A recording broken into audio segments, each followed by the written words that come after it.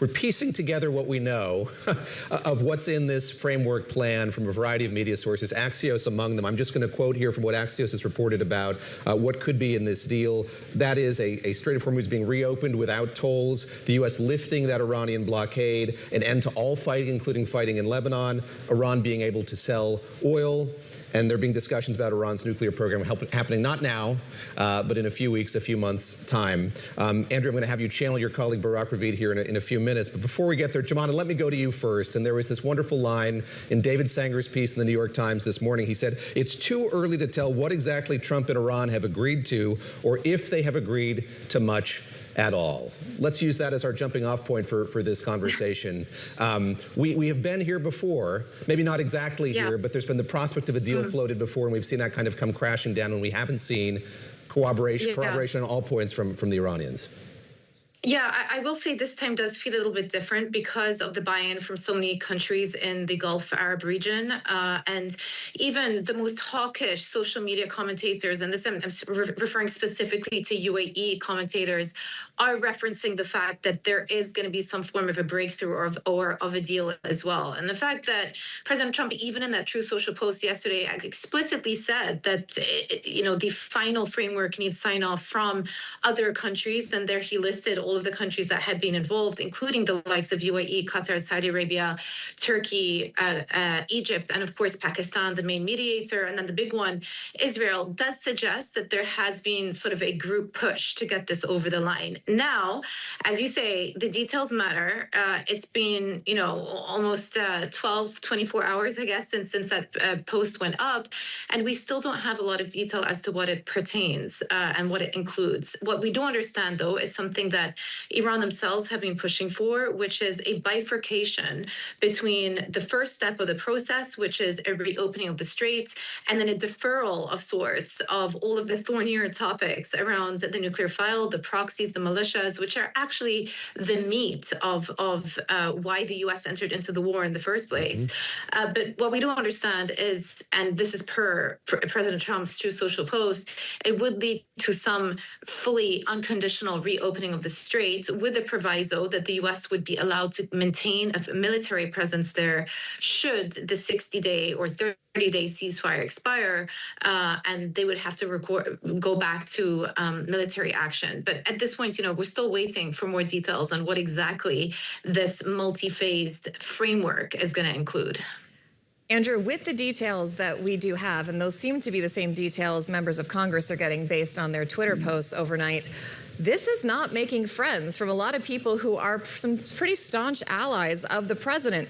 Ted Cruz, Lindsey Graham, Senator Mike Johnson, and even former Secretary of State Mike Pompeo compared it to the JCPOA that his administration pulled out of and then got in a Twitter spat with a White House official who basically told him to shut the up. So this was interesting. Talk to us about what this almost immediate backlash from some of President Trump's staunchest allies in Congress means. Yeah, I mean, certainly this is closer to the outcome that I think you would see a lot of Democrats wanting, which is to say, yes, it's closer to a return to the Obama-era Iran deal than it is to anything approaching the victory that folks like Lindsey Graham have been very strongly advocating for. I think certainly on the more hawkish parts of the party, you're seeing people who really want to have the U.S. go in and really take out Iranian nuclear capabilities and cause sort of maximum destruction in order to get the best bargaining position at the table. And clearly that is not what's happening here.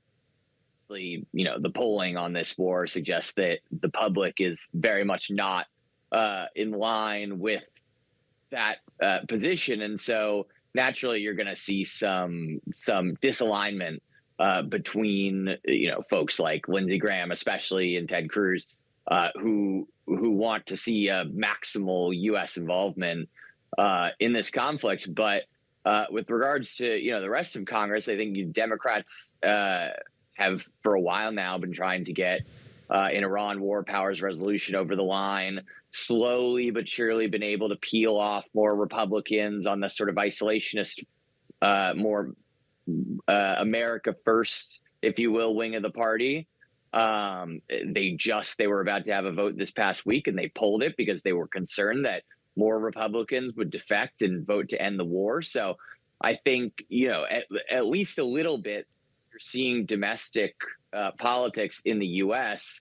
driving some of the administration's decision making here when it comes to, we need to end this thing sooner rather than later, because when Congress returns from its recess in June, they're probably going to have that war powers vote. Mike Johnson can only hold it off for so long, and it might be successful. And, obviously the Senate would struggle to pass that and Trump could veto it. But at the end of the day, that would be a huge symbolic blow to the administration. It would be the first time that a war powers resolution has managed to pass in the House. And I think it would reflect a lot of what we've been seeing in terms of public opinion as well, and really just sort of dovetail with that and send a strong message about where lawmakers are on the war. Yeah, Andrew referencing there that tweet from Senator Cruz, he's saying, I'm deeply concerned about what we are hearing about an Iran deal being pushed by some voices in the administration. Joumanna, let me turn to you. Harkening back to palliative cashgate from the Obama years, this was something the Republicans made a big deal about. The freeing of the president on the campaign trail. On the campaign trail made a big deal about this as well. And so, central to what we know of this plan, or what we're piecing together, the plan is perhaps the unfreezing of what, $100 billion worth of frozen assets. Not front and center, I think. Yeah, or a portion thereof. How critical is this? Then I'm just curious more broadly about what we're hearing from in the region in terms of their response to what's being floated here. The president in a very rosy light, painting the conversations that he had yesterday in the Oval Office. I wonder sort of how on board Gulf leaders, again, not speaking of them as a monolith, but those leaders with whom he spoke yesterday feel about the prospects of a deal like this one. Yeah, so a couple of things here. The war started 3 months ago, and I think you fast forward to today, and it's really remarkable that one of the main sticking points has been the reopening of the Strait of Hormuz, which was not a problem before the war started. So we are centralizing a lot of the discussions around a problem that didn't exist before the U.S. and Israel launched these military operations against Iran.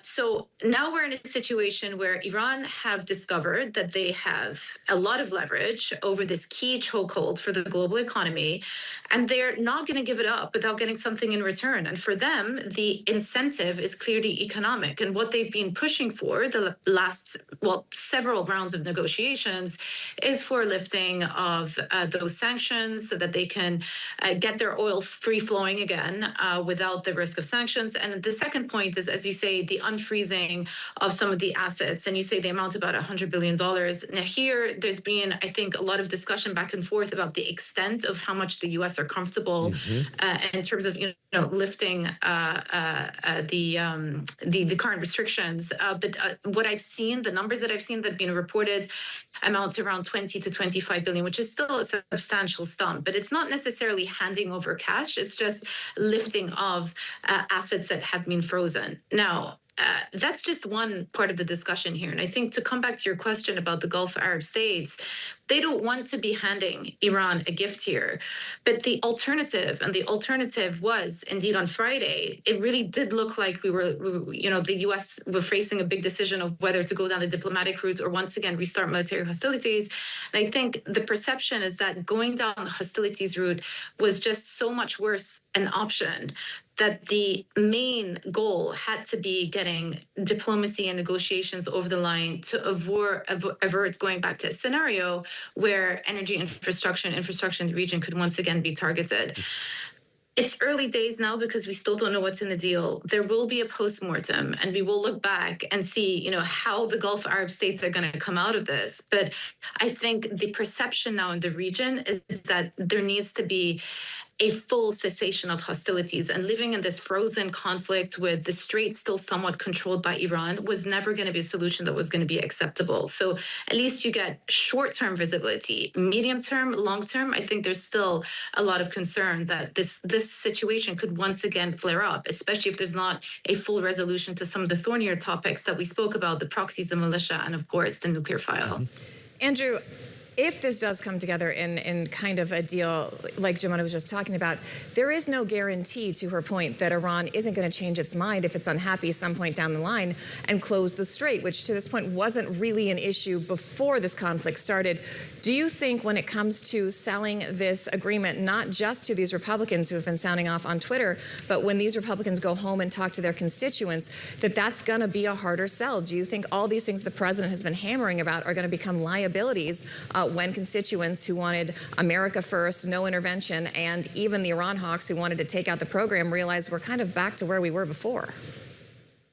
Yeah, I mean, it's sort of a poison and a gun situation at this point, which is to say which causes the least amount of pain. And that's to say, right now, I think Republicans' main priority is ensuring that costs go down and gas prices stay down. And every day that this conflict goes on, the strait remains closed and oil isn't coming through, means pain at the pump for their voters and their constituents. And that's overwhelmingly what they're going to be hearing this coming week when they're back in their districts. And so the bottom line is always sort of a political risk for them to have the forbearance to let Trump continue to do this. And, the alternative obviously is to openly break with him. And we've seen, in Kentucky, the political consequences of that.